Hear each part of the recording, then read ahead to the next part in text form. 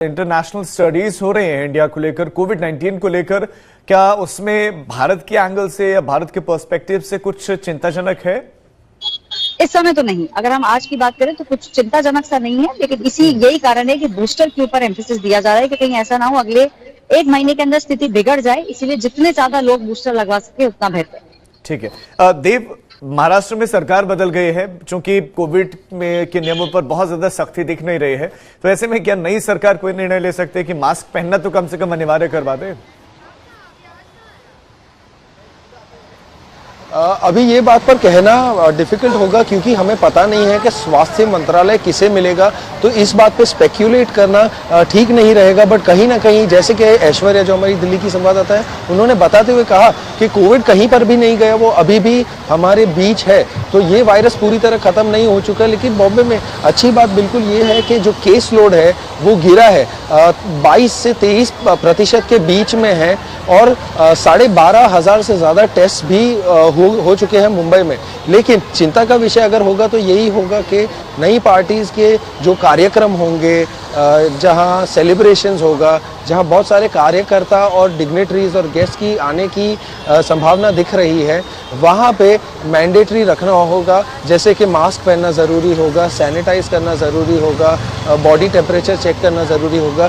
तो कहीं ना कहीं इन मेजर्स को अगर हम अपनाएं और वो लोग वहाँ पर लागू करें कंपलसरीली, तो हम देख सकते हैं कि ये केस लोड जो है, जो जैसा कि मैंने बताया कि बहुत सावधानी से इतने समय बाद गिरा है, वो फिर से एक झटके में बढ़ सकता है। तो जैसे भी मैंने पहले भी बताया था कि हमें इस बात को हल्के में नहीं लेना चाहिए और इसके ऊपर पूरी तरह सावधानी बरतनी चाहिए, क्योंकि ये स्वास्थ्य का मामला है। और जैसे मैंने पहले भी बताया था कि मुंबई में भी 2 लोगों की मौत हो गई, उसमें से एक 9 साल की बच्ची भी थी, लड़की।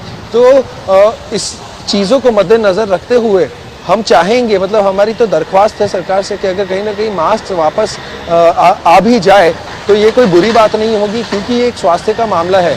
अगर जान बची रहेगी तभी सब ठीक रहेगा, वरना जो 2 साल पहले या 1.5 साल पहले स्पेशली मुंबई और महाराष्ट्र पूरे राज्य में हमने देखा कि वेंटिलेटर बेड्स की शॉर्टेज थी, आईसीयू बेड्स की शॉर्टेज थी, रेमडेसिविर की, वो वाली सिचुएशन में हमें फिर से एक और बार नहीं पड़ना है। तो अगर हम चाहते हैं कि ऐसा कुछ उतना एक्सट्रीम ना हो, तो हमें टेकन फॉर ग्रांटेड नहीं करना चाहिए। हाँ, हालांकि लोगों ने फर्स्ट और सेकेंड डोज दोनों लिए हुए हैं, और उसके बाद भी बूस्टर डोज काफ़ी कुछ लोगों ने ले चुका है, लेकिन फिर भी अगर मास्क रखेंगे तो ये कहीं ना कहीं कोई बुरी चीज़ नहीं होगी, क्योंकि जैसे मैंने बताया ये स्वास्थ्य का मामला है। मास्क पहन लेंगे तो दिक्कत क्या हो जाएगी? अब सरकार ही कहे कि आप पहनिए, अनिवार्य करे, तभी आप पहनेंगे, तो ये तो खैर गलत बात है। फिर ऐश्वर्या के पास एक बार फिर चलते हैं। ऐश्वर्या, देव अभी बता रहे थे कि महाराष्ट्र में जो टेस्टिंग है वो तकरीबन 12,500 के आसपास हुए हैं, यानी करोड़ों की आबादी है, टेस्टिंग 12,500 और केसेस 3200 के आसपास आए हैं। तो ये वो लोग हैं जिनको ऐसे सिम्टम महसूस हो रहे हैं, वो लोग आ रहे हैं कोविड का टेस्ट करवाने के लिए, और उन्हीं का ही डेटा है, या जो कैंपेन चल रहे थे, डोर टू डोर कैंपेन हो रहे थे, टेस्टिंग हो रही थी, किट्स बंटी हुई थी या किट इजीली अवेलेबल थी, वो सब अब नहीं हो रहा है? देखिए, इसमें से कुछ भी नहीं हो रहा है। डोर टू डोर कैंपेन वगैरह की जो बात हो रही है वो तब हो रहा था जब दूसरी लहर के दौरान हमने देखा कितने ज्यादा मौत के आंकड़े बढ़ गए थे। अस्पतालों के बाहर लंबी लंबी कतारें लगी हुई थी, लोगों को समझ नहीं आ रहा था कहाँ जाएं, ब्लैक के अंदर ऑक्सीजन बेचा जा रहा था।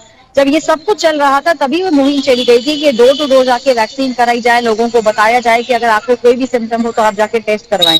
अब लोग खुद ही से टेस्ट करवा रहे हैं। अगर लोगों को ऐसा लगता है कि उन्हें कुछ सिम्टम है और उसी टेस्टिंग के अंदर अगर वो पॉजिटिव आ रहे हैं तो वो आइसोलेशन वगैरह के अंदर जा रहे हैं।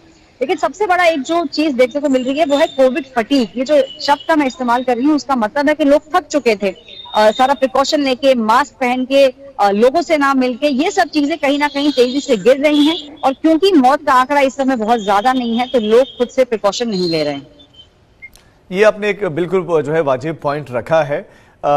मैं एक बार फिर से देव आपका रुख करना चाहता हूं। देव, जो महाराष्ट्र की मौजूदा स्थिति है उसके बाद से वहां पर जो एक्शंस हैं, उन एक्शंस में कुछ बदलाव देखने को मिल सकता है? जी, एक्शंस अगर पहले की बात बताऊं तो एक उदाहरण के तौर पे, जैसे पहले मास्क मैंडेटरी किए गए थे और जो बॉम्बे म्यूनिसिपल कॉरपोरेशन के मार्शल्स थे वो गली गली और रास्ते पर खड़े रहकर लोगों को फाइन कर रहे थे मास्क ना पहनने पर। वो अब पूरी तरह से हट चुका है। तो अगर आपने एक्शन कहा तो इस किस्म का एक्शन नहीं अभी फिर से लागू करेंगे तो अच्छी बात है। जैसे कि आपने मुझे अपने पिछले सवाल में भी कहा कि क्या जो आने वाली नई महाराष्ट्र सरकार है उसको हम ये सेम पहले वाला रूल एनफोर्समेंट और लागू करते देखेंगे। हाँ, हमारी ये दरख्वास्त रहेगी कि हम चाहेंगे, लेकिन फिलहाल अगर आप पूछे तो ये रूल इन इफेक्ट नहीं है, ये रूल हटा दिया गया है। लेकिन एक और चीज़ है कि मैंने खुद ने भी अनुभव किया है, अगर हम पहले स्टेशनों पर या कोई मॉल वगैरह में भी जाते थे, प्रवेश करते थे, तो उस टाइम पे हमारा बॉडी टेम्परेचर चेक किया जाता था। लेकिन अभी अगर आप प्रवेश करते हो तो ऐसी कोई सुविधाएं नहीं है, लोगों को पड़ी ही नहीं है। हाँ, वहाँ गार्ड ज़रूर रखा गया है, बट ऐसा लग रहा है सिर्फ नाम के लिए है।